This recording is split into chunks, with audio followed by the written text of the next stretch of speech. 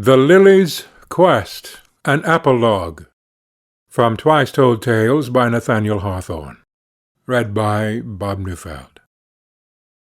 Two lovers once upon a time had planned a little summer house in the form of an antique temple, which it was their purpose to consecrate to all manner of refined and innocent enjoyments. There they would hold pleasant intercourse with one another and the circle of their familiar friends. There they would give festivals of delicious fruit. There they would hear lightsome music intermingled with the strains of pathos which make joy more sweet. There they would read poetry and fiction, and permit their own minds to flit away in daydreams and romance. There, in short, for why should we shape out the vague sunshine of their hopes? There all pure delights were to cluster like roses among the pillars of the edifice, and blossom ever new and spontaneously. So, one breezy and cloudless afternoon, Adam Forrester and Lilias Fay set out upon a ramble over the wide estate which they were to possess together, seeking a proper site for their temple of happiness. They were themselves a fair and happy spectacle, fit priest and priestess for such a shrine, although, making poetry of the pretty name of Lilias, Adam Forrester was wont to call her Lily, because her form was as fragile, and her cheek almost as pale. As they passed hand in hand down the avenue of drooping elms that led from the portal of Lilias Fay's paternal mansion, they seemed to glance like winged creatures through the strips of sunshine, and to scatter brightness where the deep shadows fell. But, setting forth at the same time with this youthful pair, there was a dismal figure wrapped in a black velvet cloak that might have been made of a coffin pall, and with a sombre hat such as mourners wear, drooping its broad brim over his heavy brows. Glancing behind him, the lovers well knew who it was that followed, but wished from their hearts that he had been elsewhere, as being a companion so strangely unsuited to their joyous errand. It was a near relative of Lilias Fay, an old man by the name of Walter Gascoigne, who had long laboured under the burden of a melancholy spirit, which was sometimes maddened into absolute insanity, and always had a tinge of it. What a contrast between the young pilgrims of bliss and their unbidden associates! They looked as if moulded of heaven's sunshine, and he of earth's gloomiest shade. They flitted along like hope and joy roaming hand in hand through life, while his darksome figure stalked behind, a type of all the woeful influences which life could fling upon them. But the three had not gone far when they reached a spot that pleased the gentle Lily, and she paused. "What sweeter place shall we find than this?" said she. "Why should we seek farther for the site of our temple?" It was indeed a delightful spot of earth, though undistinguished by any very prominent beauties, being nearly a nook in the shelter of a hill, with the prospect of a distant lake in one direction, and of a church spire in another. There were vistas and pathways leading onward and onward into the green woodlands, and vanishing away in the glimmering shade. The temple, if erected here, would look toward the west, so that the lovers could shape all sorts of magnificent dreams out of the purple, violet, and gold of the sunset sky, and few of their anticipated pleasures were dearer than this sport of fantasy. "Yes," said Adam Forrester, "we might seek all day and find no lovelier spot. We will build our temple here." But their sad old companion, who had taken his stand on the very site which they proposed to cover with a marble floor, shook his head and frowned, and the young man and the Lily deemed it almost enough to blight the spot and desecrate it for their airy temple that his dismal figure had thrown its shadow there. He pointed to some scattered stones, the remnants of a former structure, and to flowers such as young girls delight to nurse in their gardens, but which had now relapsed into the wild simplicity of nature. "Not here," cried old Walter Gascoigne. "Here, long ago, Other mortals built their temple of happiness. Seek another site for yours." "What?" exclaimed Lilias Fay. "Have any ever planned such a temple save ourselves?" "Poor child," said her gloomy kinsman. "In one shape or other every mortal has dreamed your dream." Then he told the lovers how, not indeed an antique temple, but a dwelling, had once stood there, and that a dark-clad guest had dwelt among its inmates, sitting forever at the fireside and poisoning all their household mirth. Under this type Adam Forrester and Lilias saw that the old man spake of sorrow. He told of nothing that might not be recorded in the history of almost every household, and yet his hearers felt as if no sunshine ought to fall upon a spot where human grief had left so deep a stain, or at least that no joyous temple should be built there. "This is very sad," said the Lily, sighing. "Well, there are lovelier spots than this," said Adam Forrester soothingly, "spots which sorrow has not blighted." So they hastened away, and the melancholy Gascoigne followed them, looking as if he had gathered up all the gloom of the deserted spot and was bearing it as a burden of inestimable treasure. But still they rambled on, and soon found themselves in a rocky dell, through the midst of which ran a streamlet, with ripple and foam and a continual voice of inarticulate joy. It was a wild retreat, walled on either side with grey precipices, which would have frowned somewhat too sternly had not a profusion of green shrubbery rooted itself into their crevices and wreathed gladsome foliage around their solemn brows. But the chief joy of the dell was in the little stream, which seemed like the presence of a blissful child with nothing earthly to do save to babble merrily and disport itself, and make every living soul its playfellow, and throw the sunny gleams of its spirit upon all. "Now here is the spot," cried the two lovers with one voice, as they reached a level space on the brink of a small cascade. "This glen was made on purpose for our temple, and the glad song of the brook will always be in our ears," said Lilias Fay. "And the long melody shall sing the bliss of our lifetime," said Adam Forrester. "Ye must build no temple here," murmured their dismal companion. And there again was the old lunatic, standing just on the spot where they meant to rear their lightsome dome, and looked like the embodied symbol of some great woe that in forgotten days had happened there. And, alas, there had been woe, nor that alone. A young man more than 100 years before had lured hither a girl that loved him, and on this spot had murdered her, and washed his bloody hands in the stream which sang so merrily, and ever since the victim's death shrieks were often heard to echo between the cliffs. "And see," cried old Gascoigne, "is the stream yet pure from the stain of the murderer's hands?" "Methinks it has a tinge of blood," faintly answered the Lily, and being as slight as the gossamer, she trembled and clung to her lover's arm, whispering, "Let us flee from this dreadful vale." "Come, then," said Adam Forrester as cheerily as he could, "we shall find a happier spot."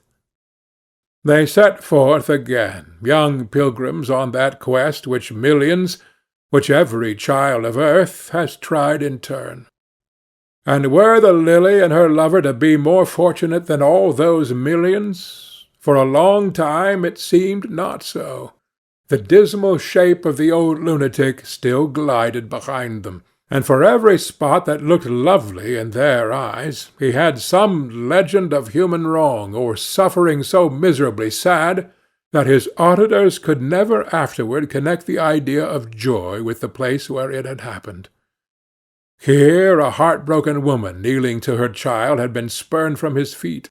Here a desolate old creature had prayed to the evil one, and had received a fiendish malignity of soul in answer to her prayer. Here a new-born infant, sweet blossom of life, had been found dead with the impress of its mother's fingers round its throat, and here, under a shattered oak, 2 lovers had been stricken by lightning, and fell blackened corpses in each other's arms. The dreary Gascoigne had a gift to know whatever evil and lamentable thing had stained the bosom of Mother Earth, and when his funereal voice had told the tale, it appeared like a prophecy of future woe as well as a tradition of the past. And now, by their sad demeanour, you would have fancied that the pilgrim lovers were seeking, not a temple of earthly joy, but a tomb for themselves and their posterity. "Where in this world," exclaimed Adam Forrester despondingly, "shall we build our temple of happiness?"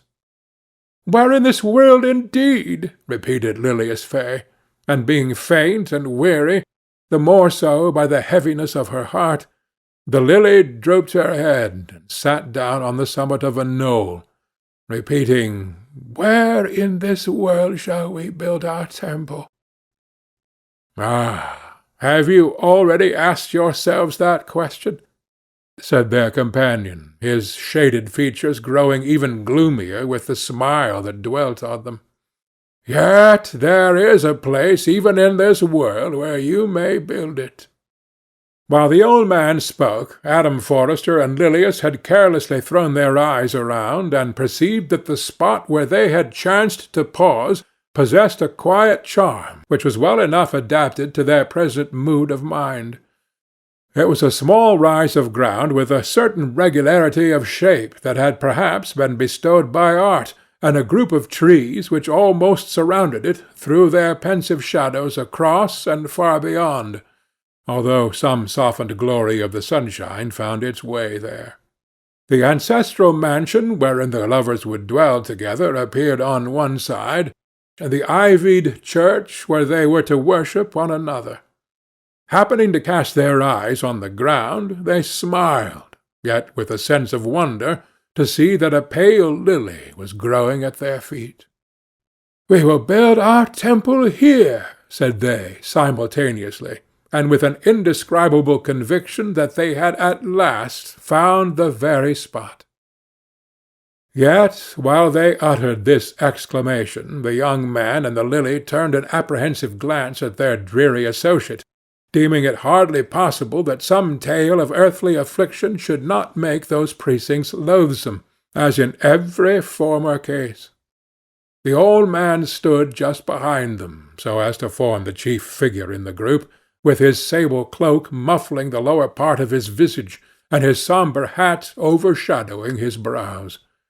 But he gave no word of dissent from their purpose, and an inscrutable smile was accepted by the lovers as a token that here had been no footprint of guilt or sorrow to desecrate the site of their temple of happiness. In a little time longer, while summer was still in its prime, the fairy structure of the temple arose on the summit of the knoll amid the solemn shadows of the trees, yet often gladdened with bright sunshine. It was built of white marble, with slender and graceful pillars supporting a vaulted dome, and beneath the centre of this dome, upon a pedestal, was a slab of dark-veined marble, on which books and music might be strewn.